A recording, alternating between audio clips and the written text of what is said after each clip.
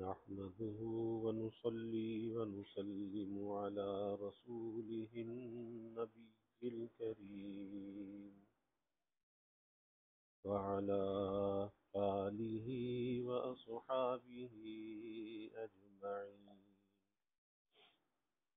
اللهم صل على سيدنا ومولانا محمد وعلى آل سيدنا ومولانا محمد وبارك وسلم صلاة وسلاما كثيرا كثيرا.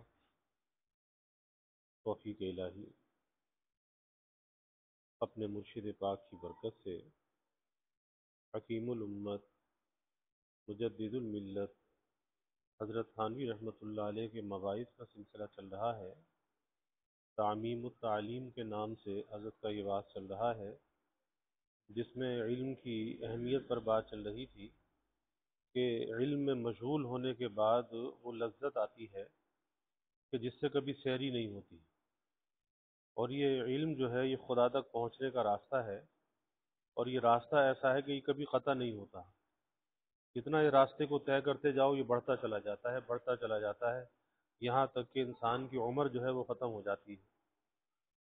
پھر حضرت نے قسم کھا کر یہ بات فرمائی کہ جب کوئی نیا علم دل پر وارد ہوتا ہے تو اس کا لطف ایسا ہوتا ہے کہ کوئی حفظ اقلیم کی سلطنت بھی دینا چاہے، سات و بر اعظم کی حکومت دینا چاہے، تو دل اس کو قبول نہیں کرتا، اس کو ہرگز گوارا نہیں کرتا.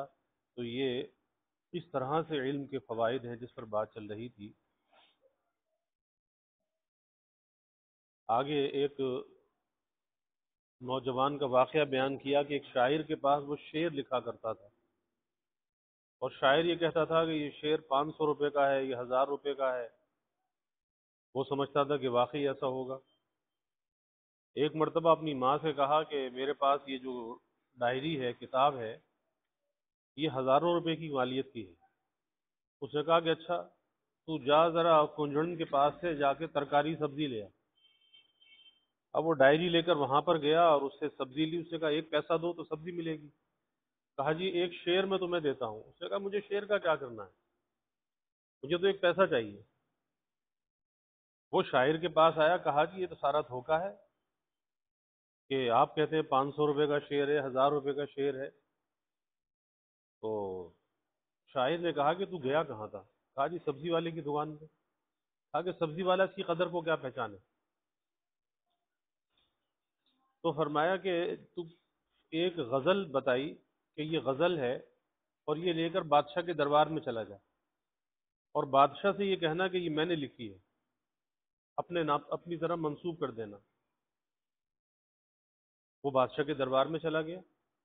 جب بادشاہ کو وہ غزل پڑھ کے سنائی تو 1000 روپے انعام ملے، خلت ملی، عزت ملی، احترام ملا.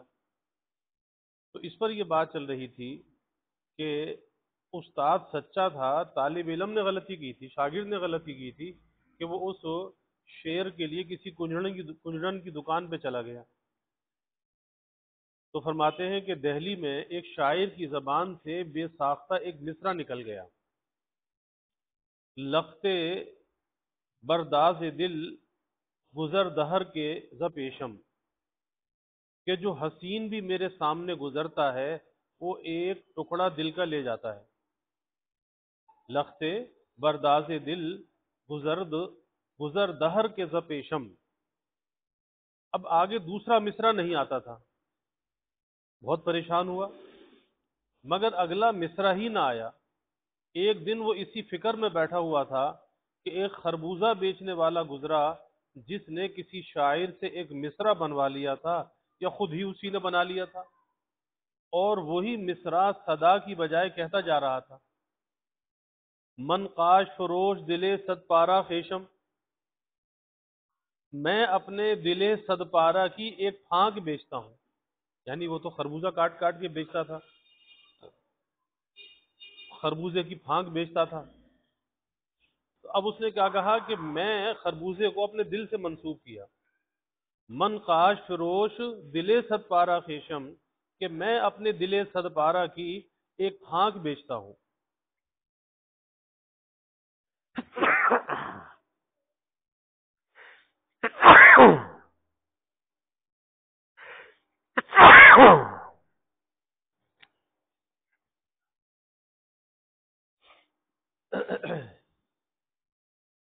اب یہ جو شاعر تھا جس نے پہلا مصرع کہا تھا، لخت برداز دل گزر دہر کے زپیشم، اب اس نے جو یہ مصرع سنا ایک دم پھڑک اٹھا اور دوڑا ہوا اس کنجڑے کے پاس پہنچا، کہا کہ بھائی یہ مصرع تو مجھ کو دے دے، اور جتنے روپے تجھے چاہیے وہ مجھ سے لے لے، کیونکہ میرا ایک مصرع ناتمام پڑا ہے، اس کا جوڑ یہی مصرع ہو سکتا ہے۔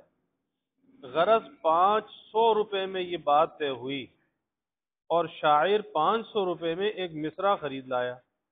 اب اس کے پاس پورا شعر ہو گیا، لخت برداز دل گزر دہر کے زپیشم، من قاشر فروش دل صد پارائے خیشم، کہ جو حسین میرے سامنے گزرتا ہے وہ ایک ٹکڑا دل کا لے جاتا ہے، میں اپنے صد پارائے دل کی ایک پھانک بیچتا ہوں۔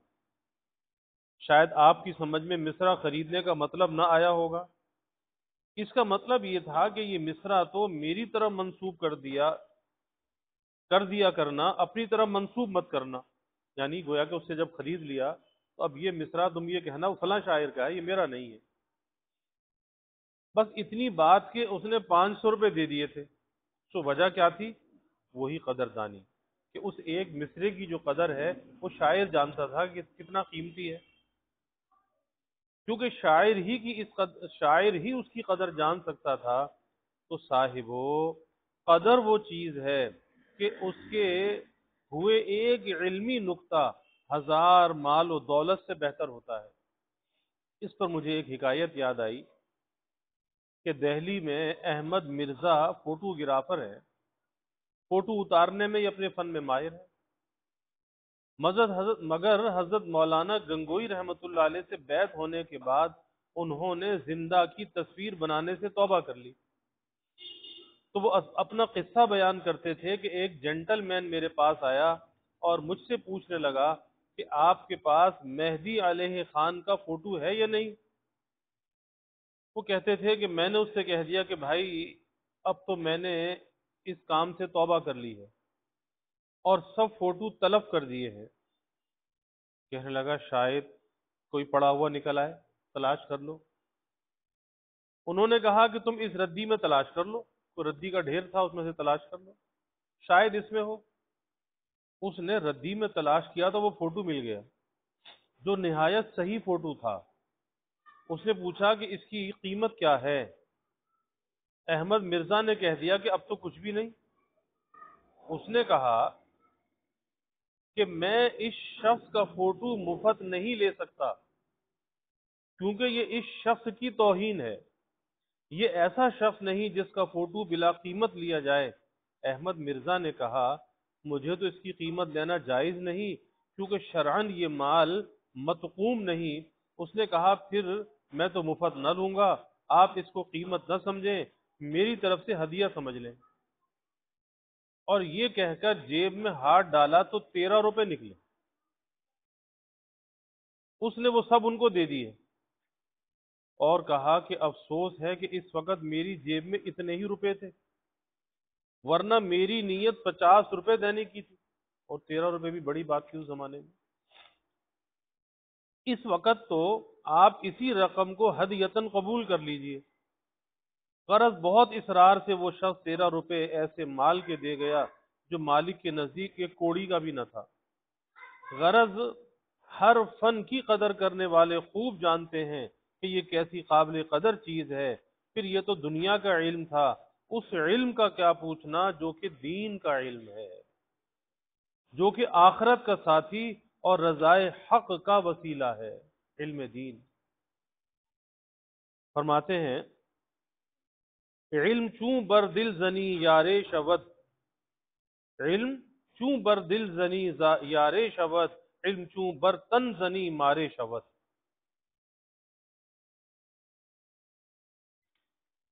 کہ علم جب قلب پر اثر کرے، دل پر اثر کرے، کہ خشیت و خلوص پیدا ہو جائے تو وہ وصول الی اللہ میں معین ہوگا. اور اگر تن پر اثر کرے، بدن پر اثر کرے، تن پر، یعنی زبان پر تقریر رہی یا اس کو تن پروری کا ذریعہ بنایا، تو یہ نرا بوجھ اور وبال ہے. میں یہ بیان کر رہا تھا کہ سب سے زیادہ علم سے بے فکر بڑے طبقے کے لوگ ہیں، مالدار لوگ، یہ علم سے غافل ہیں. حالانکہ خدا نے ان کو جو نعمتیں دی ہیں اس کا شکر یہی تھا کہ یہ لوگ فارغ ہو کر علم دین میں تباحر حاصل کرنے اور اپنی اولاد کو عربی پڑھاتے. صاحبو، جس طرح مال میں زکوٰۃ ہے اسی طرح اولاد میں بھی زکوٰۃ ہے. بس اولاد کی زکوٰۃ بھی نکالو اور مال کی زکوٰۃ بھی نکالو، مگر یہاں 40 کا عدد نہیں. آپ زکوٰۃ کا نام سن کر خوش ہوئے ہوں گے کہ بس جب 40 لڑکے ہو جائیں اس وقت زکوٰۃ نکال دیں گے. نہیں، یہاں 2 میں سے ایک کو زکوٰۃ میں نکالو. اگر 2 بیٹے ہیں تو ایک کو زکوٰۃ میں نکالو، یعنی اس کو عربی پڑھاؤ. مگر نہایت التجا کے ساتھ عرض کیا جاتا ہے کہ خدا کے لیے چھانٹ چھانٹ کر بے وقوفوں کو عربی کے لیے انتخاب نہ کرنا. آج کل رؤوسہ اول تو اپنی اولاد کو عربی پڑھاتے ہی نہیں، اور جو کوئی پڑھاتا بھی ہے تو لڑکوں میں جو سب سے زیادہ نکما اور بے وقوف ہوا اسے عربی کے لیے انتخاب کیا جاتا ہے، اور ہوشیار لڑکوں کو انگریزی پڑھائی جاتی ہے. جب کوئی دوست ان کے گھر آتا ہے اور پوچھتا ہے کہ آپ کے لڑکے کیا کیا کرتے ہیں، تو سب سے پہلے انگریزی پڑھنے والوں کو پیش کیا جاتا ہے کہ یہ بی اے پڑھتا ہے، یہ انٹرنس کے درجے میں ہے، یہ مڈل پاس کرنے والا ہے. اور اخیر میں عربی والے کو پیش کیا جاتا ہے کہ یہ ذرا ملانی طبیعت کا احمق سا ہے، اس کو عربی پڑھا دی ہے. سبحان اللہ، آپ نے دین کی یہ قدر کی؟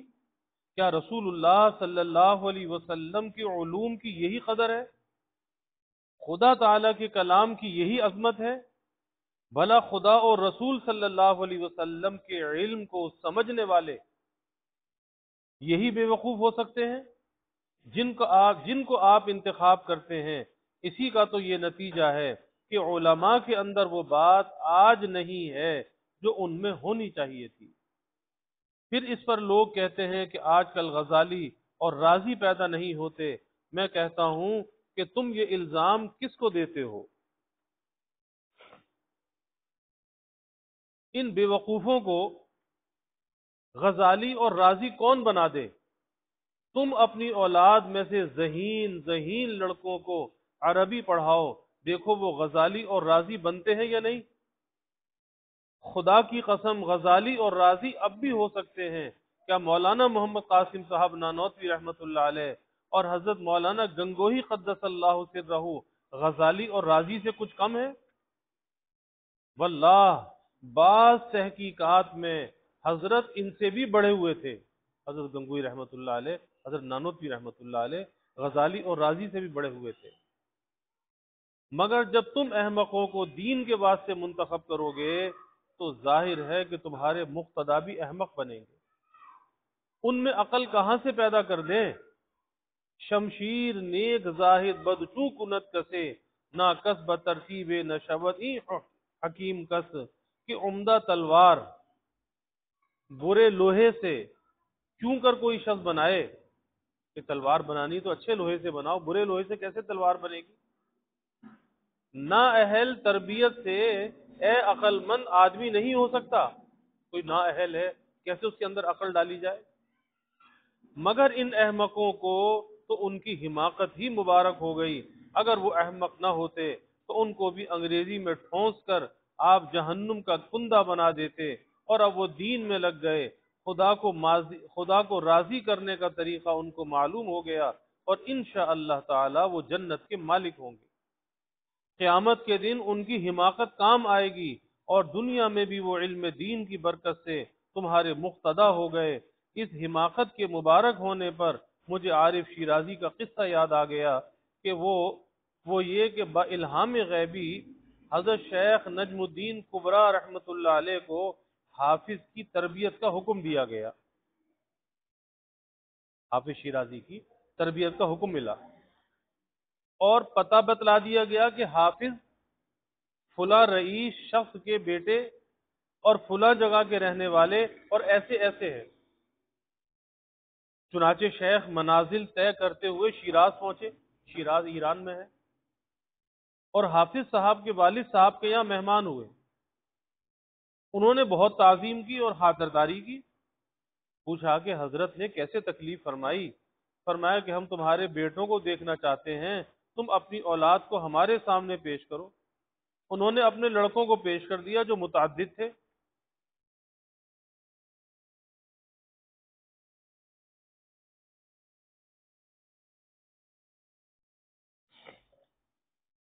شیخ نجم الدین کبریٰ نے سب لڑکوں کو دیکھا، مگر جس کی تلاش تھی وہ ان کو نہ ملا۔ وہ دکھایا گیا تھا نا اس کی تربیت کرو، وہ لڑکا نہ ملا۔ فرمایا کہ تمہارے اور کوئی لڑکا نہیں؟ انہوں نے کہا کہ کوئی نہیں، وہ حافظ کو کل عدم سمجھتے تھے۔ شیخ نے فرمایا کہ ضرور ہے۔ حضرت حافظ صاحب کے والد صاحب نے فرمایا کہ ہاں حضور، ایک لڑکا دیوانہ سا ہے، میں نے اس کو اسی لیے پیش نہیں کیا کہ وہ تو پاگل ہے، اس کا ہونا نہ ہونا برابر ہے۔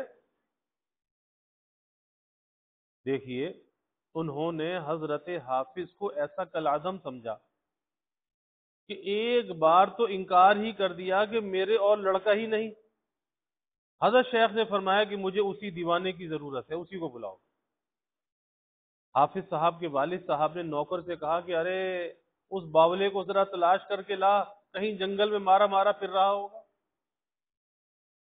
چنانچہ نوکر گیا، اور واقعی وہ تو جنگل میں پھر رہے تھے، اور اس حلیے سے تشریف لائے کہ پنڈلیوں تک کیچڑ لگا ہوا تھا، یعنی جنگل میں کیچڑ لگا ہوا تھا، بال کھلے ہوئے، لباس بھی خراب اور خستہ۔ جو ہی حضرت حافظ نے قدم رکھا اور شیخ نجم الدین کبریٰ رحمۃ اللہ علیہ پر نظر پڑی تو فوراً پہچان گئے کہ یہ شیخ کامل اور میرے مربی ہیں، پہچان گئے، اور اسی وقت بے ساختہ یہ شعر پڑھا: آنا کے خاک را بنظر کیمیا کنند، آیا بوت کے گوشہ چشمے بما کنند۔ وہ لوگ جو نظر سے خاک کو کیمیا بنا دیتے ہیں، نظر سے مٹی کو کیمیا بنا دیتے ہیں، کیا وہ ہم پر ایک نظر کریں گے؟ ابھی حافظ نے فوراً یہ شعر کہا۔ حضرت نجم الدین کبریٰ رحمۃ اللہ علیہ نے کھڑے ہو کر حافظ شیرازی کو سینے سے لگا لیا اور فرمایا: بتو نظر کردم، بتو نظر کردم، میں نے تم پر نظر کی، میں نے تم پر نظر کی، اور جو کچھ ان کو دینا تھا اسی وقت عطا فرما دیا اور واپس تشریف لے گئے۔ تو حضرت بعض احمق ایسے بھی ہوتے ہیں کہ بڑے بڑے عقل مندوں سے اچھے، غرض ان لوگوں کو تو ان کی حماقت مبارک ہو گئی، مگر تم نے تو اس خیر خواہی کا قصد نہ کیا تھا، تم تو ان کو عربی میں نکما اور ناکارہ سمجھ کر ہی ڈالتے ہو۔ سو یہ کس قدر بیہودہ بات ہے۔ تم کو چاہیے کہ علم دین کے واسطے ذہین ذہین لڑکوں کا انتخاب کرو، اور جب خدا نے تم کو فراغت دی ہے تو بے فکری کے ساتھ ان کو مکمل نصاب کی تعلیم دو۔ اگر پوری تعلیم نہیں دے سکتے تو عربی کا مختصر نصاب ہی ان کو ضرور پڑھا دو کہ بقدر ضرورت وہ بھی کافی ہے، اور اگر یہ بھی نہ ہو سکے تو کم از کم اردو میں تو ضرور ان کو دین سے آگاہ کر دو، اور چند روز کے لیے کسی کامل کی صحبت میں ان کو چھوڑ دو تاکہ وہ مسلمان تو بن جائیں، ان کا ایمان تو بچ جائے۔ شاید تم یہ کہو کہ جب اردو میں مسائل ہو سکتے ہیں اور اس طرح بھی دین سے واقف ہو سکتے ہیں تو پھر عربی پڑھانے کی کیا ضرورت ہے؟ سو خوب سمجھ لو کہ تعلیم دین کے عام ہونے سے میرا یہ مطلب ہرگز نہیں کہ عربی کی ضرورت نہیں، عربی تعلیم سے استغنا کبھی نہیں ہو سکتا۔ میرا مطلب صرف اتنا ہے، اگر تم عربی نہ پڑھانا چاہو تو کم از کم اردو ہی میں دین سے واقف کر دو، باقی اردو پڑھنے والا عربی پڑھنے والے کے برابر کبھی نہیں ہو سکتا۔ اس کی ایک وجہ بچے نے بتلائی اور واقعی غضب ہی کر دیا۔ اس نے ذرا سی عمر میں ایسی گہری بات کہی کہ میرے ایک عزیز ہے، اس کے والد نے بچپن ہی سے اس کو انگریزی تعلیم میں ڈال دیا تھا۔ ایک مرتبہ وہ شوخی کرتا پھرتا تھا، میں نے بلایا کہ ادھر آؤ باتیں کریں۔ وہ آیا، میں نے کہا کہ بتلا عربی اچھی ہے یا انگریزی؟ تو بے ساختہ بولا کہ عربی۔ میں نے پوچھا کہ کیوں؟ کہنے لگا کہ کلام اللہ عربی میں ہے، عربی پڑھنے سے کلام اللہ خوب سمجھ میں آتا ہے۔ مجھے اس کی اس جواب پر حیرت ہو گئی۔ پھر میں نے کہا کہ یہ تو صحیح ہے، مگر اس سے دنیا نہیں ملتی، نہ اس سے بڑی بڑی نوکریاں ملتی ہیں، اور انگریزی پڑھنے سے بڑے بڑے عہدے ملتے ہیں، تو عربی پڑھ کے کھاؤ گے کہاں سے؟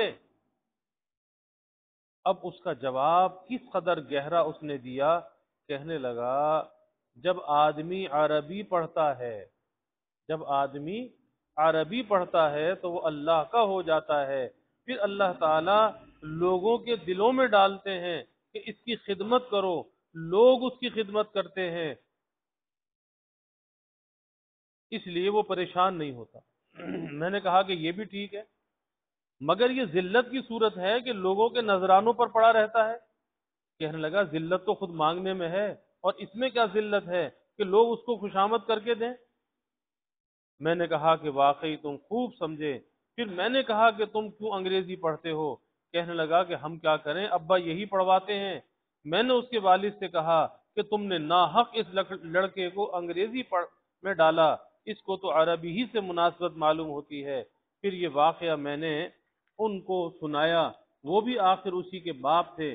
کہنے لگے کہ اس کو عربی سے تو خود ہی مناسبت ہے، اس لیے اس کو تو خود وہ حاصل کر لے گا، اور انگریزی سے اس کو مناسبت ہے نہیں، وہ میں نے پڑھا دی کیونکہ اس کو وہ خود حاصل نہ کرتا، اور آج کل اس کی ضرورت ہے۔ میں نے کہا اس کو عربی سے آج تو مناسبت ہے، مگر مدت تک انگریزی پڑھنے کے بعد یہ حالت نہ رہے گی، مگر انہوں نے اس کو انگریزی ہی میں رکھا، چنانچہ اب تک وہ انگریزی پڑھ رہا ہے، لیکن اب بھی اس میں ایک رگ ملانوں کی ہے، جس سے امید ہے کہ انشاءاللہ ادھر ہی کو کھینچے گا۔ اللہ تعالیٰ فہم دین۔ الحمد للہ رب العالمین والعاقبۃ للمتقین والصلاة والسلام علی اشرف الانبیاء اللہم صل علی سیدنا و مولانا محمد وعلی آل سیدنا و مولانا محمد وبارک وسلم۔ ربنا آتنا فی الدنیا حسنہ وفی الآخرۃ حسنہ وقنا عذاب النار۔ ربنا اتمم لنا نورنا واغفر لنا إنك على كل شيء قدير۔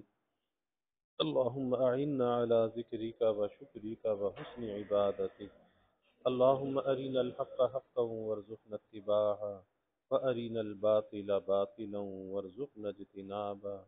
اللهم إنا نسألك العفو والعافية والمعافاة الدائمة في الدين والدنيا والآخرة، والفوز بالجنة والنجاة من النار۔